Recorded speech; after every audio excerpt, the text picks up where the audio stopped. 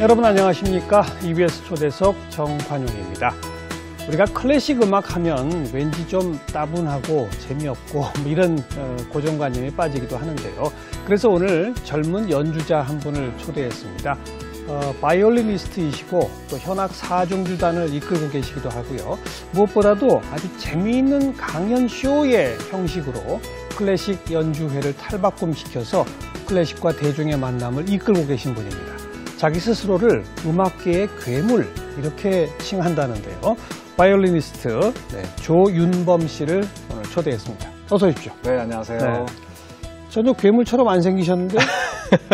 그 괴물이라는 말이요. 제가 예전에 제 프로필을 처음에 제가 쓸 당시에 이런 이미지를 좀 가졌으면 좋겠다라고 해서 어렸을 때 쓰던 말이었어요. 네. 그래서 나중에 언론에서 프로필 써줬을 때 진짜로 그렇게 써주시더라고요. 어렸을 때 왜 그런 괴물이라는 단어를 쓴 거예요? 원래 조금 뭐랄까요, 음악가들이 좀 신비주의가 좀 있고요. 그리고 또 여러 가지 일을 좀 그만큼 잘 하고 싶었어요. 그러니까 음악만 하는 것이 아니라 뭐 컴퓨터도 또 그렇고 뭐 웹 디자인이나 또 출판이나 이런 여러 분야에 관심이 많았기 때문에 이런 쪽을 좀 다방면으로 열심히 한번 해보자라고 생각해서 목표로 삼았던 말인 것 같습니다.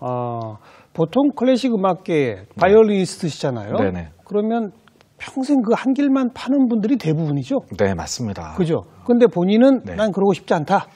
아무래도 그 한 길이라는 말의 범주를 좀 넓히고 싶었다고 할까요? 사람이 살면서 해야 될 일이 굉장히 많죠. 예를 들어서 밥을 먹는 것부터 시작해서 나도 운동도 해야 되고 그런 것이 어떤 인간다움이라면은 다 내가 사실은 취해야 되는 것이죠. 네. 남한테 시킬 수는 없는 거잖아요. 예술도 마찬가지라고 생각을 해요. 음악뿐만이 아니라 그 음악에 도움되는 그 옆에 것들, 그것이 어디까지 내가 해야 되는 것인가라고 생각해보면 인간적인 좀 호기심이 많이 가는 것 같아요. 저한테 있어서 뭐 컴퓨터나 어떤 다른 것들은 그냥 오른팔 같은 도구라고 생각을 하는 것이지 다른 사람은 도움을 받아야 될 거라고는 생각하지 않습니다. 그러니까 음악 연주 활동을 하면서 아까 컴퓨터, 또 웹 디자인 이런 걸 통해서 나의 연주회에 뭔가 도움을 내가 스스로 준다? 그렇죠. 관객들을 만나기까지 하기 위해서 연주뿐만이 아니라 사실 연주자들은 정말 연주만 하는 건 아닙니다. 무대에 나와서 무대 매너도 있고요. 그리고 그 사람들에게 앉아서 어떤 표정으로 내 곡을 잠깐 설명해야 될 필요도 있고요. 그러다 보니까 아주 관객의 끝까지 한번 가보자. 가장 지금 관객한테 가까이 있는 것은 아마 휴대폰일 겁니다. 그렇죠. 그렇다면 우리가 휴대폰에서 사용되는 앱 정도는 직접 기획 정도는 할 수 있어야 되지 않을까 이런 욕심이 좀 있어요. 그런 걸 보통 다른 사람한테 시키는데 외주를 주거나 하는데 그렇죠. 내가 하자. 처음에는 본인이 하는 것이 가장 중요하다고 생각을 해요. 그래야만 내가 원하는 것을 정확히 전달시킬 수 있을 거라고 생각합니다. 그렇지 않고 처음부터 남에게 어떤 것을 시키면 내가 전혀 원하지 않는 것이 나올 수도 있고 의사소통을 하면서 한계가 좀 생길 수 있죠. 옛날에 뭐 아리스토텔레스적인 인간이다 뭐 이렇게까지 가지는 않아도요. 결국은 다양한 분야에서 특히 내가 관객에게 정말 전달하고 싶은 것이 있다라고 생각한다면 여기에 가끔은 진지하게 한번 생각을 해봐야 될 거라고 생각합니다. 제가 처음에 시작할 때 이야기한 재미있는 강연 쇼 형태라고 하는 것도 그런 노력의 일환으로 새롭게 막 만들어내는 그런 겁니까? 정확합니다. 관객 객석에 앉아 있을 때도 있거든요. 저희도요. 그럼요. 다른 사람 연주회에 가보면 여러 가지를 느낍니다. 무대에서 벌어지는 일들, 내가 객석에 앉아서 원하는 것이 무엇인가? 저 무대에서 정말 나에게 완벽하게 충족시켜주고 있는가를 여러 가지 생각을 하게 돼요. 그렇게 된다면 내가 무대에 올라가 있을 때도 그것을 실현해 나가야 되는 과정이 필요한데 그러다 보면 참 여러 가지가 필요한 거죠. 예를 들면 객석에 앉아서 팜플렛을 먼저 보고 있는 시간이 있고요. 공연 시작하기 전에. 그렇죠. 그리고 나서 연주자가 들어와서 인사하는 것도 봅니다. 사실 이것이 과정에 다 하나하나 중요한 것이거든요. 그래서 여기까지 한번 생각을 해보는 거예요. 그러다 보니까 내가 관객으로서 보기 싫은 것은 무엇인가 이것을 먼저 제하고요. 그리고 정말 보고 싶은 것, 정말 옛날 음악을 연주하는데 과연 설명 없이 들을 수 있을까? 이런 의문점을 가지게 되죠. 팜플렛으로도 충분치 않을 경우가 많습니다. 그러다 보니까 강의 쇼라고 하는 어떤 그런 새로운 연주 형태가 등장한 것 같습니다.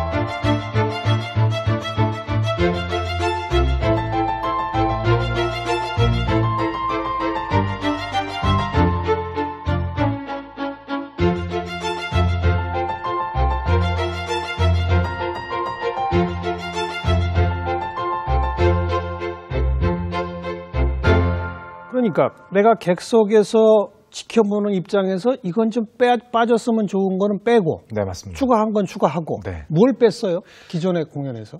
그렇게 물어보실 줄 알았어요. 네. 궁금하시죠? 네. 우선 팜플렛에서 필요 없는 단어들을 제거를 했습니다. 예를 들면 어떤 거예요? 팜플렛 보시는 시간이 어느 정도 되실 것 같으세요? 한 5분? 그렇죠? 네. 5분 안에 우리가 이날 연주되는 곡의 배경 지식과 심지어는 그 음악 전문적인 용어를 다 이해를 해야 됩니다. 못 보죠. 절대 볼 수가 예, 없죠. 예. 실제로 볼 수가 있다고 하더라도요. 이것과 지금 내가 연주된 감상할 수 있는 음악을 연결시킨 사람은 아마 작곡가들밖에 없을 겁니다. 음악 전공자들이거나. 전공자들도 쉽지 않아요. 아, 그런가요? 전공자들 중에서도 아마 작곡가 정도 돼야만 이것을 제1주제, 제2주제 이걸 알아들을 거예요. 네. 그러니까 이런 것들을 과감히 뺍니다. 물론 이 사람들은 지금 정보에 부재가 있다고 생각을 할 수도 있겠지만 훨씬 더 쉬운 것으로 대체를 해요. 뭘 집어넣었어요? 연주를 하면서 우리가 준비를 하면서 느꼈던 점들을 집어넣는 거예요. 팜플렛에? 네. 만약 예를 들면 이 곡은 사중주단들이 연주하기에 정말 어려워하는 곡이다. 예. 이런 사실들은 알고 있어야 됩니다. 왜냐하면 우리는 그걸 알고 접근을 하니까. 왜 어려운지. 그래서 오늘 연주가 성공을 하면 무엇에 도전을 해서 성공하는지를 알 수가 있어야 된다는 거죠. 연주자들이 느낀 것은 분명히 느껴야 되고 연주자들도 느끼지 못한 것을 읽으라고 하는 것은 제가 볼 땐 그건 예의는 아닌 것 같아요. 기존 팜플렛에는 그런 건 없죠? 기존 팜플렛은요. 학교에서 과제하기 딱 좋은 글들이 많이 있습니다. 이 곡은 뭐 어떤 배경에서 어떻게 그렇죠. 만들어졌고 맞습니다. 전반부의 뭐 주제는 어떻고 뭐 그런데 네. 그건 싹 덜어내고 네. 우리가 연습할 때 느낀 걸 쓴다. 맞습니다. 아하. 팜플렛이라는 것은요, 물론 아까도 제가 농담처럼 말씀드렸지만 집에 가서 학교의 과제를 위해서 나와 있는 것도 맞긴 해요. 물론 그런 필요성도 있지만 분명히 내가 오늘 이 음악을 듣고 감동을 받아서 네. 더 찾아봐야 될 것이 따로 존재를 하고 그 음악을 그 자리에서 감상하기 좋은 정보는 또 따로 있다는 겁니다. 알겠어요. 이것을 분리시켜주자는 거였어요. 예. 그건 팜플렛이고. 맞습니다. 공연에서는 뭘 빼고 뭘 넣습니까? 공연에서는요, 우선 전악장을 반드시 연주해야 된다는 생각을 지어버렸습니다. 1, 2, 3, 4 악장 있으면 다 안 한다. 그것을 다 하는 연주회도 있어요. 저희도 다 할 때도 있습니다. 하지만 과감하게 잘라서 한 악장만 연주하기도 합니다. 네. 이것은 현대이기 때문에 가능해요. 우리가 클래식 음악을 예전부터 오랫동안 연주를 해왔기 때문에 지금 그런 팀들이 굉장히 많죠. 다양한 연주회들이 있습니다. 네. 정말 정통을 지키는 연주회도 있고요. 또 그렇지 않고 사람들에게 소개를 해주는 연주회도 있다는 거죠. 그렇죠. 그렇기 때문에 여러 가지 시도를 해볼 필요가 있어요. 예를 들면 베토벤의 현악사중주 같은 경우에는 그분이 작곡한 아주 걸작이 15개, 16개 정도 있지만 어느 한 곡이라도 처음 듣는 사람이 처음부터 끝까지 듣기는 힘들어요. 네. 정말로 내가 음악을 좋아해서 공부하는 자세로 듣는다면 모를까. 처음 들을 때 이게 정말로 좋은 것인가? 사실 연주자들이 정말 보여주고 싶은 악장은 따로 있었단 말이죠. 예. 오늘 이 중에서 아주 아름다운 3악장을 들려주고 싶다든지 그런 생각이 있다면 과감하게 오늘 3악장만 설명하고 연주할 수도 있어야 된다고 보는 거죠. 예. 전악장을 볼 수 있는 연주회가 필요하다면 그런 연주회는 얼마든지 있으니까요. 다양하기 때문에 가능한 겁니다. 예. 그렇게 해서 과감히 몇 악장은 빼기도 한다. 몇 악장을 빼기도 하고요. 심지어는 다른 사람의 곡들을 조합시키기도 합니다. 한 프로그램에서요. 예를 들자면 여러 낭만 작곡가들의 3악장들만 모은다든지 그런 식의 배치도 가능한 거죠. 어떻게 전달시켜주냐 그런 기획 자체가 연주자들 머릿속에서 나온다면 이런 기획이 가능한 겁니다. 네. 그리고 덧붙이는 건 또 뭡니까? 덧붙이는 건 이제 해설이 들어가요. 해설. 그 해설 자체는 과거에는 이랬습니다. 그러니까 해설이 있는 음악회 네. 많이들 하셨어요. 금남세 선생이 네, 제일 굉장히 유명하신 재밌게 해주셨고요. 예. 그런 해설 자체가 이 음악을 가르치고 시작을 하는 건 아니에요. 지금부터 연주할 음악의 포인트를 미리 살짝 힌트를 주는 겁니다. 그것이 어떤 농담식으로든 아니면 작곡가의 배경을 잠깐 희한하게 설명을 한다든 그런 여러 가지 장치들이 있는 거예요. 예. 그 장치를 해주고 음악을 들으면 사람들은 우리가 왜 넛지라고 얘기하죠. 살짝 끌려가는 겁니다. 자기도 모르게 그 포인트로 생각해서 듣게 된다는 거죠. 어허. 그 포인트들이 거짓을 알려주는 것이 아니라 아까도 제가 말씀드린 것처럼 연주자들이 알고 있는 상식. 이 곡이 베토벤 현악사중 중에서 가장 어렵다. 라든지 왜 어렵기 때문에 이것을 도전을 하려고 하는가. 그래서 오늘 연주에는 왜 우리가 그렇게 오랫동안 준비했는가. 이런 얘기들을 살짝 해주는 겁니다. 예. 그러면 사람들은 그 포인트를 찾아내게 되고요. 심지어는 과거의 팜플렛에 뭐 제1주제, 제2주제 다음에 뭐가 나옵니다. 이렇게 못 알아듣는 얘기들 말고요. 아마 느린 사막장을 들으시면 여기에서 정말 잊을 수 없는 멜로디가 나올 겁니다. 라는 말 한마디라도 충분합니다. 아, 그럼 그걸 기다려서 귀를 쫑긋 세우고 듣게 된다? 그렇죠. 예. 이것이 굉장히 저희가 효과를 많이 봤어요. 심지어는 공연이 끝나고 나서 사람들은 조현범 씨가 말씀하신 부분 찾았어요. 혹은 그걸 찾다가 다른 부분이 더 좋던데요. 아주 재미있는 사실은요. 실제로 그 곡이 전혀 대중성이 없었던 곡이라는 겁니다. 그래요? 일반 사람들이 듣기에는 너무 지루하거나 너무 어렵거나 해서 거의 클래식 음악에서는 대중화가 되지 않은 곡인데 그 말 한마디가 그날의 집중도를 불러일으킨 겁니다. 네, 네. 그런 효과를 계속해서 저희가 확인했고 아직까지도 그런 시도를 하고 있습니다. 그런 걸 팜플렛에 살짝 넣기도 하고 살짝 넣기도 하고요. 공연 전에 해설할 때 그런 대목들을 주로 집중해서 이야기를 해준다. 맞습니다. 그래서 그게 강연 쇼가 됩니까? 그 해설들이 굉장히 많아질 때가 있어요. 저희가 아예 강의가 주가 될 때가 있습니다. 예를 들어서 한 1시간 반짜리라고 하면 1시간 반짜리 강의에 실제로 연주 시간이 30분이 안 될 때도 있어요. 그래요? 그걸 저희는 강의쇼라고 부릅니다. 연주 비중이 굉장히 크고 그리고 중간에 해설이 들어갈 경우도 있지만 아예 처음부터 강의를 테마로 잡을 때가 있어요. 베토벤의 작곡하던 시기 순서대로를 보여주면서 베토벤의 일생을 설명하는 겁니다. 그러다 보면 베토벤이 몇 살 때 지금 막 이런 일이 벌어지고 있을 때 바로 이때 작곡한 곡이다라고 해서 그 음악이 튀어나오는 거예요. 예, 예. 그때는 그 음악을 또 전곡을 다 들려줄 필요 없고 그렇죠. 그 살짝 연주하는 겁니다. 어허. 그렇게 해서 만약에 베토벤의 현악산들을 시대순으로 듣는다면 보는 사람은 베토벤의 일생을 이야기를 들으면서 네. 아, 스타일이 이렇게 바뀌어가는구나를 단 한 번에 알 수가 있어요. 그것이 저희가 만들어낸 강의쇼의 특징이에요. 그러네요. 이건 처음 만드신 거죠? 그런 방식은?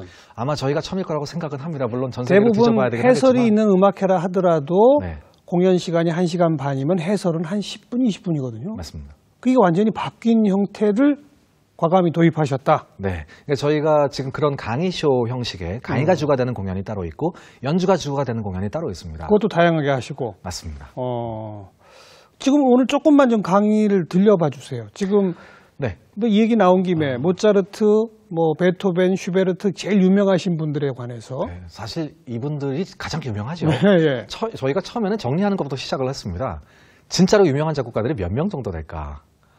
봤더니 한 50명 정도 되더라고요.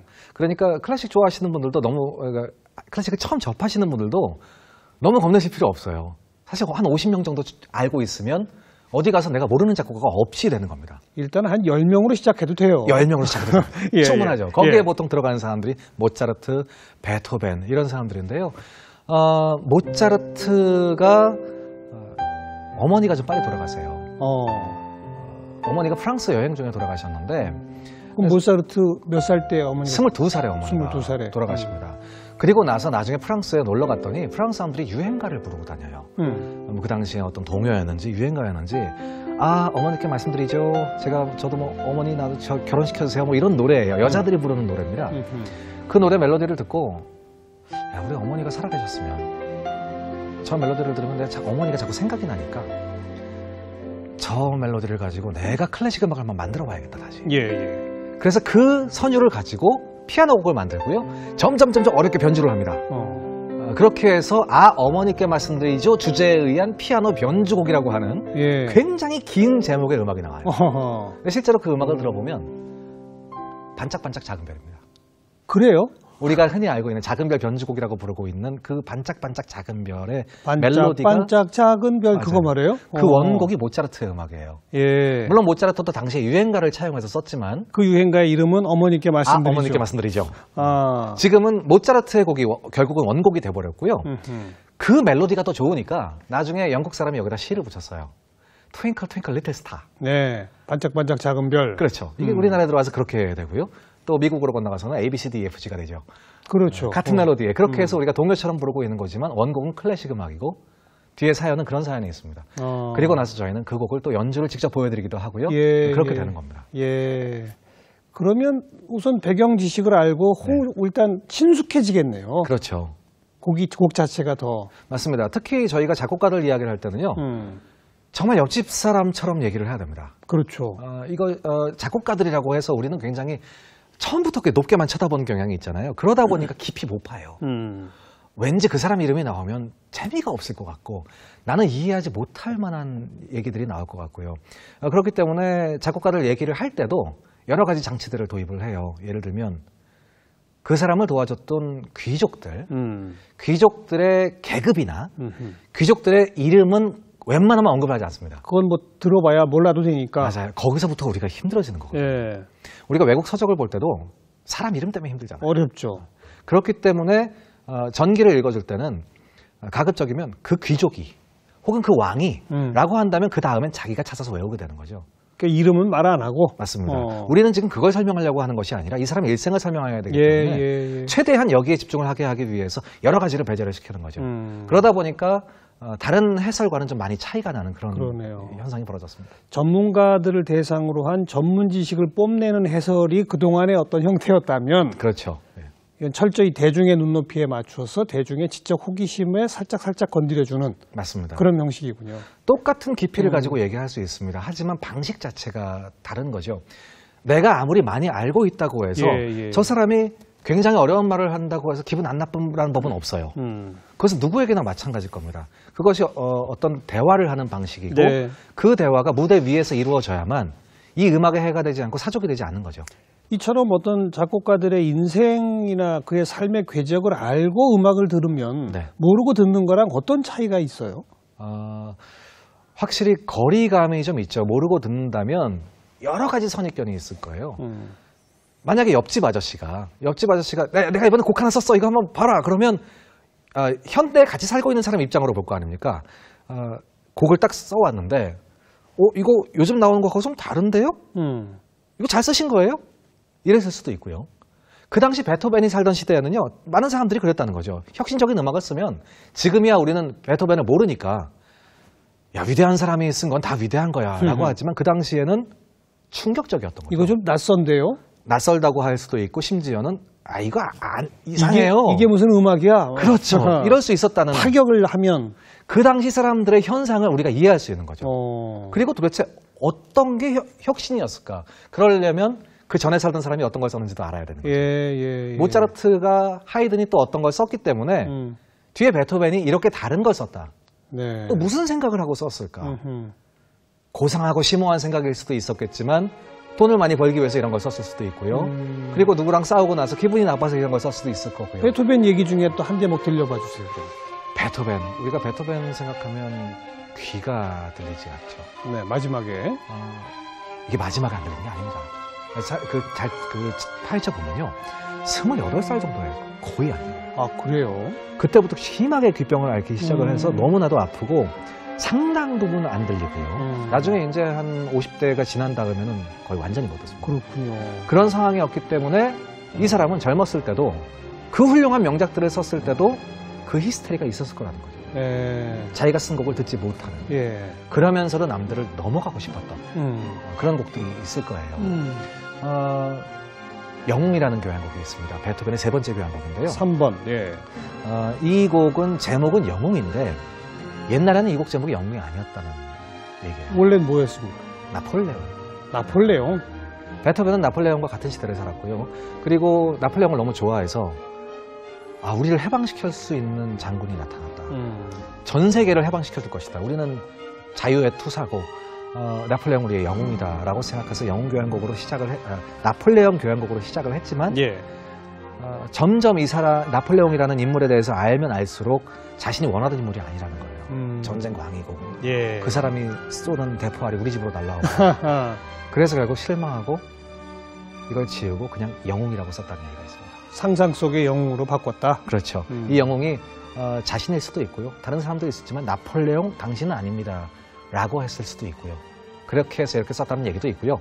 다른 얘기도 있어요. 어떤 얘기요? 다른 얘기는 끝까지 그렇게 써놨는데 돈 많은 귀족이 이거 자기한테 헌정하라고 했다는 거예요. 나폴레옹 이름 붙이면 안 되네요. 그러면 안 되죠. 이름이 다른 사람 있으면 써주면 안 되잖아요. 그래서 지우고 썼다는 얘기도 있는데 왠지 모르게 저는 그 뒷얘기가 더 믿음이 갑니다.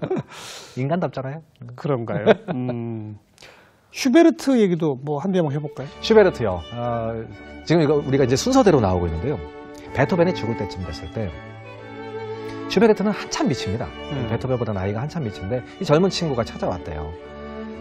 그래서 베토벤은 이제 자기가 죽을 때를 알고 있었고 내가 왜 자네 같은 음악가를 이제야 알았을까. 자네가 쓴 곡들을 내가 악보를 보니까 젊은 사람답지 않게 너무나도 깊이 있는 음악을 쓴다는 거예요. 그래서 극찬을 했네요. 아주 극찬을 했습니다. 실제로 슈베르트는요 생전에 인정받지 못했어요. 근데 베토벤은 알아봤네요. 베토벤은 아주 이미 유명하신 분이었고 하지만 음악가가 음악가를 대하니까 아니 이 친구가 보통 친구가 아닌데 사람들은 싫어할 거야 아마 이렇게 생각했을 거예요. 아하. 젊은데도 불구하고 너무 깊이 있는 음악을 쓰는 거예요. 네. 이 절제되어 있는 음악을 젊은 사람들이 누가 좋아하겠어요. 그래서 뭐 추천사라도 내가 써줄게. 이 아프신 분이 추천사라도 써줄게라고 했더니 너무 슬퍼서 이 몸도 안 좋으신 분이 막 이렇게 나오시니까 너무 슬퍼서 얘기도 못하고 울면서 뛰쳐나갔다는 얘기가 있습니다. 그리고 얼마 후에 베토벤이 돌아가시고 장례식장에 직접 찾아가요. 슈베르트가 거기서 횃불까지 들고 있었고 이분이 내년에 자기도 죽는지 몰랐습니다. 요절했죠. 요절했죠. 베토벤은 57세까지 살았지만 슈베르트는 31살에 죽었어요. 그렇죠. 그래서 굉장히 모차르트도 요절, 슈베르트도 요절. 그렇죠. 네. 이상하게 그 천재들은 요절의 역사가 있죠. 예. 천재들은 다 빨리 죽는 것 같아요. 어디서 읽었더니 슈베르트의 얼굴이 그렇게 못생겼다면서요? 그랬답니다. 이 재밌는 건요. 예. 우리가 교과서에서 보고 있는 슈베르트의 얼굴이 그렇게 못생기지 않았다는 거예요. 예. 왜냐하면 화가들이 돈을 벌어야 되잖아요. 못생긴 사람 못생기게 그럴 수는 없잖아요. 그래서 위인들의 얼굴을 보면 아주 못생긴 사람들이 없는 거예요. 옛날 사람들은. 그런데 이제 당시에 친구들이 했던 얘기들을 보면 그렇게 못생겼답니다. 그래서 쟤는 평생 연애도 못할 사람 뭐 이렇게 됐었고 실제로 연애도 많이 못했고요. 네. 그러다 보니까 연애하는데 정열 쏟을 것도 없으니까 음악을 그렇게 많이 만들었나요? 시간이 좀 많았을 겁니다. 좋아했던 사람은 있었지만 나중에 이제 양쪽에 반대해서 실패를 했었고 연애뿐만이 아니에요. 이분은 다른 데 관심이 없어요. 음악 외에는 전혀 관심이 없었답니다. 그래서 뭐 옷도 아무렇게나 입고 다녔고요. 밥이라도 제대로 먹었는지 모르겠습니다. 실제로 이런 얘기가 있어요. 후원자들이 소개를 좀 받아서 이제 좋은 음악가가 있으니까 후원을 해줘야겠다고 해서 처음 만나는 자리에 슈베르트가 항상 이런 얘기를 했대요. 밥 좀 사주세요. 왜 그래? 물어보면 한 이틀 동안 굶었어요. 아이고. 이것이 농담인지 아닌지 모르겠지만 그런 얘기를 입에 달고 다녔기 때문에 이 사람이 힘들었을 것이다 라고 생각하는 경우도 굉장히 많고요. 하지만 음악을 작곡할 때는 옆에 누가 있는지도 몰랐답니다. 친구들이 증언하는 거예요. 내가 옆에 이러고 있는데 모르더래요. 작곡을 하면서. 그만큼 그 정도로 집중하고 속도감 있게 작곡을 했답니다. 네.